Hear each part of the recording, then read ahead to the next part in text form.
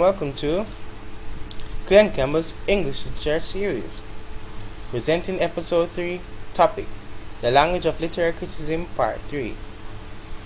So things we should cover in this episode. One of the main areas in literary criticism, which is imagery. Please note that there are 5 main areas in literary criticism, and we went through the other 2 in the previous episodes.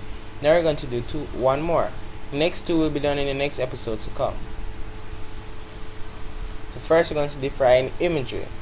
So imagery in a literary text is an author's use of vivid and descriptive language to add depth to their work. It appeals to human senses to deepen the reader's understanding of the work. Continuing imagery. So imagery appeals to our physical senses. Although visual images are the easiest to conjure into our mind's eye, the other senses are often appealed by writers.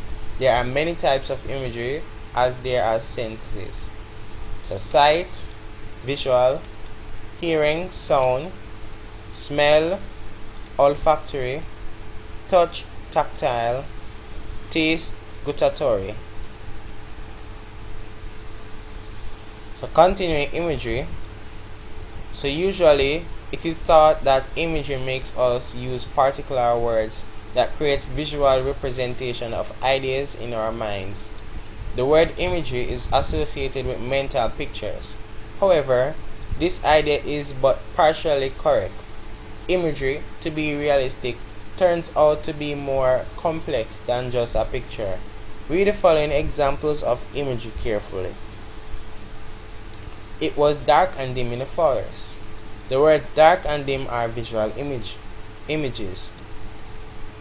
The children were screaming and shouting in the fields. Screaming and shouting appeal to our sense of hearing or auditory sense.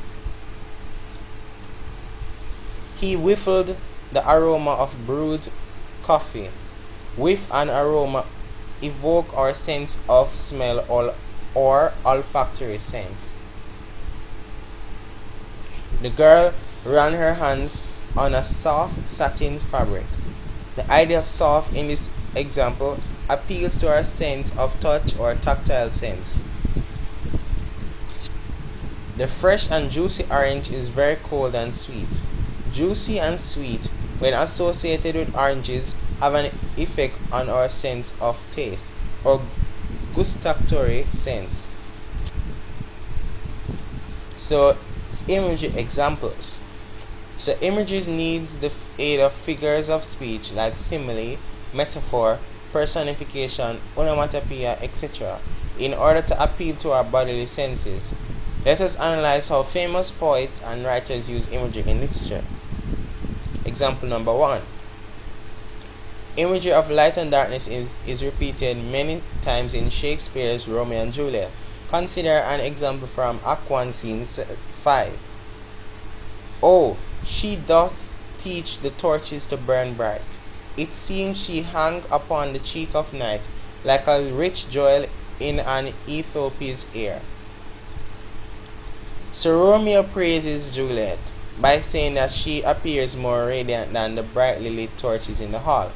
He says that at night her face glows like a bright jewel shining against the dark skin of an African. Through the contrasting of light and dark, Romeo portrays Juliet's beauty. So there is a visual imagery here.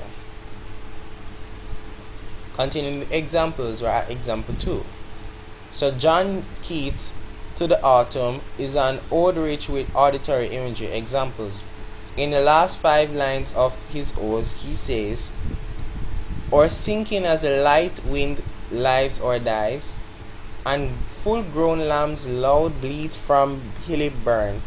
Hedge crickets sing, and now with treble soft, the red-breast whistles from a garden croft, and gathering swallows twittered in the sky. So the animal sounds in the above excerpt keep appealing to our sense of hearing. We hear the lamb bleeping and the crickets chirping. We can hear the whistles of the redbreast robin and the twitters of swallows in the sing. Keats called these sounds of the song of autumn. Continuing examples, write example number 3.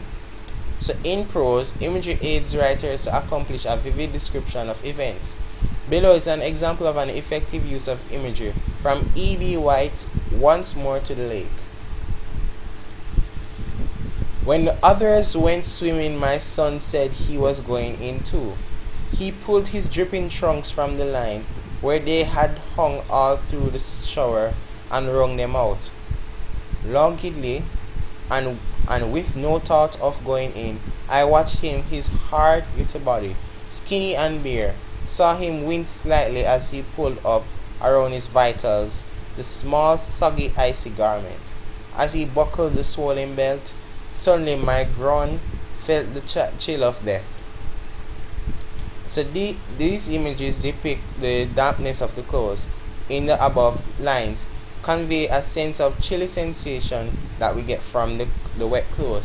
So this displays a tactile sense or a sense of more physical or a feel of feeling imagery.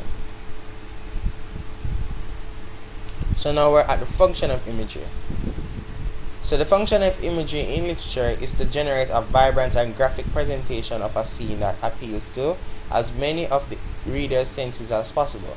It aids the reader's imagination to envision the characters and scenes in the literary piece clearly.